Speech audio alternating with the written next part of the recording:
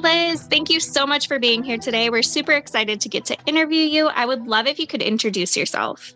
Sure. My name is Liz Bieler, and I am living in Greater Boston. But prior to that, I spent 22 years in South Florida. And I mention that because it's relevant to the book I wrote, Alice in Condoland. Love it. I would love if you could tell us what your book's about. Absolutely. You know, the easiest way is just to read you the blip on the back of the book.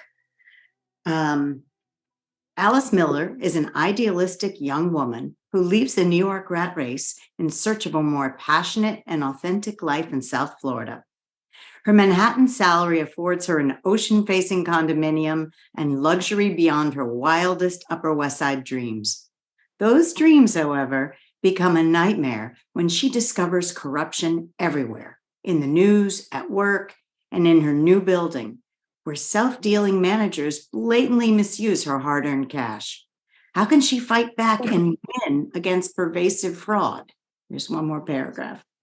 Fully appreciative of the often comical multicultural swirl around her, Alice meets a series of characters who join forces, launching an all-out campaign to overthrow their board of directors, and that is a Yiddish term. In the midst of this struggle, Alice reassesses her life, relationships, and career, eschewing the opinions of others to pursue happiness. So that's it. Thank you.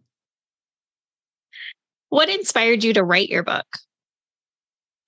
Well, I started writing it at the beginning of the pandemic when we were all in lockdown. So first of all, I had a lot of time on my hands. And second of all, I think when you have, a global event like that, it makes you just step back and evaluate your bucket list, which I've done before in my life. And in this case, I've always wanted to write a book. So I lived in a condominium, and I always thought that condos were just crazy, funny places, especially in South Florida. And so the other thing is, I was reading so much about corruption in the news, really in every level of our society. And corruption in condominiums and homeowners associations in South Florida is a regular occurrence, and it's in the headlines and it's on national news sometimes. And so I thought, well, putting those two things together might make for a compelling, kind of funny story. And that's what I did. Love that. When you were writing your book, who were you thinking of when it comes to who your book is for? Boy, that's a good question. Anyone who wants to laugh, anyone who appreciates cultural humor, and anyone who has ever lived in a condo or an HOA, and anyone who's just kind of tired of taking it, if that makes sense. Because Alice doesn't know how to fight back in the beginning. As a matter of fact, she's frustrated with the, what does she call it, ubiquitous funny business that she sees in her workplace, and she quits because she's just never dealt with that, and she's at a loss. But you can't quit everything. And so gradually she learns how to take a stand. Love that. How long have you been writing, and what made you really sit down and start? I have been writing for business for most of my career, but fiction writing, I started in, I think it was March or April of 2020, so not long. And this is my first novel. Love that. What is your schedule like when you are writing a book? It's different every day, but I'm not a morning person. So I typically start around noon, and I write. Well, it depends on what I'm doing. If I'm writing, I will come to a natural stopping place I took a tour in Key West once of Ernest Hemingway's house, and they said he would write from 8 a.m. to 12 noon, and he would write 2 pages, which when you're writing a memo or a report, 2 pages is nothing. But when you're writing fiction, when you're creating something from thin air, 2 pages can be a lot. Some writers I've heard can, write 2,000 words a day. I'm not one of them. So it's usually 3 hours, maybe 4 tops, and it's very intense because everything has to match or lead to somewhere else. You can't just have an errant thought. If you bring up a detail, there has to be a reason for it. So my brain is really firing as I'm writing. When I am editing, I can do more in a day, obviously, because I'm really just looking for things that don't work or typos or grammatical issues. And maybe that's a 5-hour day. But when I'm not writing, I'm thinking or researching. The book I'm writing now, it required a lot of research because it takes place in 1976 and in this American Revolutionary War. So, and it's a kid's book, so I had to do a lot of that. So, the most 5 hours of actual writing or editing, and then the rest is just researching and thinking. Love that. What do you need in your writing space to help you stay focused? Peace and quiet. When the phone keeps ringing or the emails keep coming, it's easy to get distracted. I don't listen to TV when I'm writing. I don't listen to music because I'm so just a quiet space. Love that. What is your favorite writing snack or drink? Coffee. Definitely coffee. Yeah. Love it. What type of books do you personally enjoy reading? I like classics.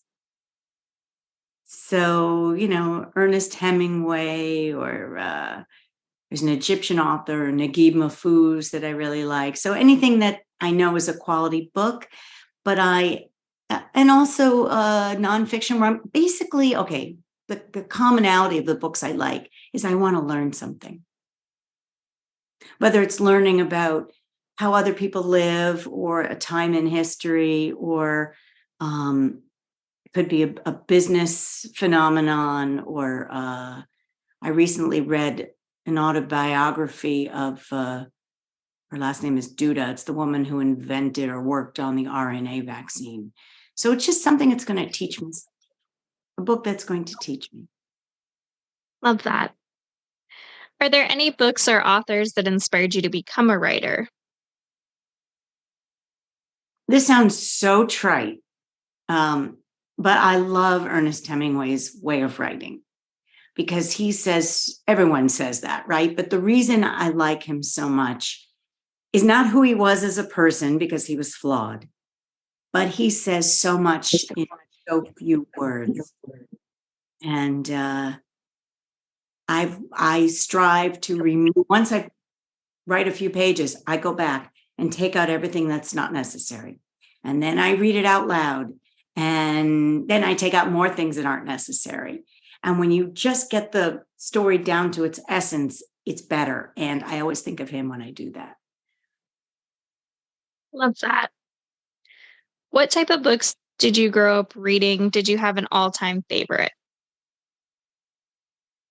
I grew up reading all the books on the recommended college list, pretty much. I loved Judy Blume when I read her. And there was a book, The Mixed Up Files of Mrs. something E. Frankenweiler. That was, I forgot her middle name. Anyway, it was about 2 kids who run away from Greenwich, Connecticut to the Metropolitan Museum of Art. And they stay in these rooms that were like European, the English room, the French room, and they eat peanut butter and oranges, and they They wash up in the bathroom at night and they, hide on top of the toilet seats when the guards come in. I loved that book. Love it. On the other side of that, now as an adult, what are your favorite series or authors that if they come out with something, you're going to automatically grab it? You know, I kind of don't read that way. There are so many books to read, and I'll never finish them all. So I tend not to read every single book that an author writes, but I keep moving on to the next thing that I just feel like we have to keep learning. I want to keep learning. So I flit. I'm more of a flitter. This year I read The World According to AARP. It wasn't my favorite, but I've used that expression so many times. I wanted to understand it. I read, what was it? Waiting for Godot, because it was another expression I used just to learn what was behind that. And there was another one. Oh Lord, the RNA book I told you about. Each one I enjoy, but I don't want to read every single thing that author has written, because then I can't. I'd rather go broad. Does that make sense? Love that. What would you tell someone just starting out with reading again? Don't put pressure on yourself. Read whatever you like. I mean, there's no rule around what you can or should. Don't worry about what other people think. Read what appeals to you. And if you are trying to be consistent about it, maybe, pick a time when you're least stressed. Like I like to read before bed. And turn off the TV and just, read, even if you read 10 pages. 10 pages is a book a month or a book every 6 weeks, and that's something. Love that. On the other side of that, what would you tell someone just starting to write their own book? Oh, I got a lot of advice for that, because I had no idea what I was doing when I started. Get help. I joined a writer's group. It was the best decision I could have made. One of the women in the writer's group had an Emmy. She'd been writing all her life. And so we all taught each other. It's a safe place to have someone look at your work, guide you when you're off track. If there's part of your story that's not making sense, or if there's an expression, lose your darlings. Sometimes you put a scene in that I put a scene in, a funeral scene that I really wanted, and it was beautiful and it was emotional. And the group said to me, get rid of it. It doesn't move your story forward. It's not relevant. So that if you have someone you trust, get a beta reader.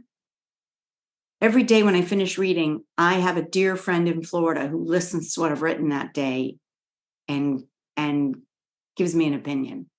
And so bounce your ideas off of other people, and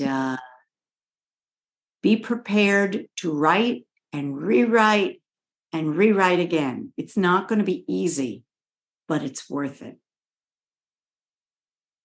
Love that. So true.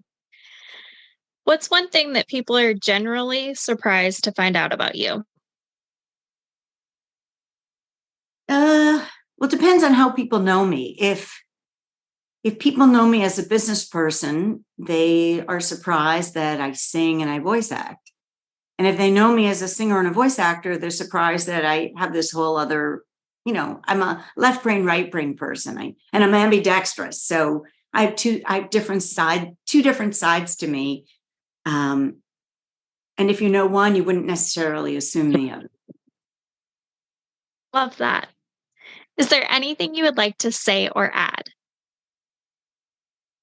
Yeah, I guess in terms of the most important takeaway for my book is that it comes from an African proverb, which is, if you want to go fast, go alone. But if you want to go far, go together. That is my message, that we are not powerless in this world, but we must work together. Love that.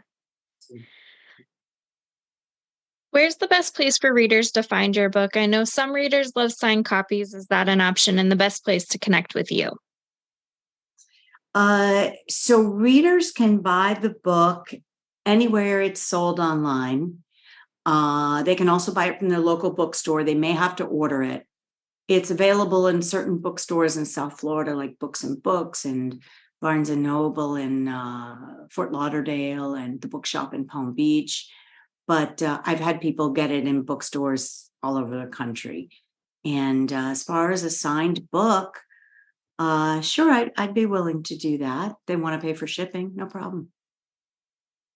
Amazing. Well, thank you so much for being here today. We're so grateful we got to interview you. We'll be sure to drop that information in the show notes. That way everyone can find you. Thank you for having me, Courtney, and thank you for doing what you do.